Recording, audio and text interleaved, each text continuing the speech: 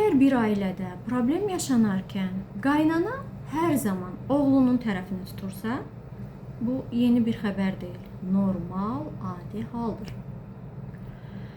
Bəzi gəlinlər tərəfsizlik axtarışındadır, gözləyirlər bunu. Amma unudurlar ki, ana üçün onun oğlu 40-50 yaşında belə olsa, hər zaman balaca topbuş oğluşu olaraq qalır.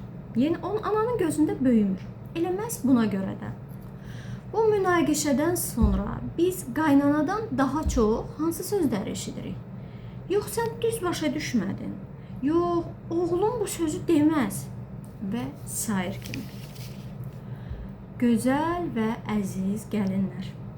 Bilin ki, bu sözlərin qətiyyən sizə aidiyyatı yoxdur.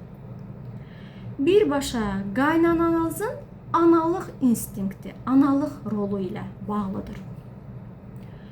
Mühakimə etmək, haqlı-haqsızı axtarmaq, mübahisəni uzatmaq, düz olduğunuzu sübuta yetirmək yerinə problemi sadəcə və yalnızca həyat yoldaşınızla danışıb həll etməyə çalışın. Bəyənib, paylaşıb, abunə olduğunuz üçün təşəkkürlər.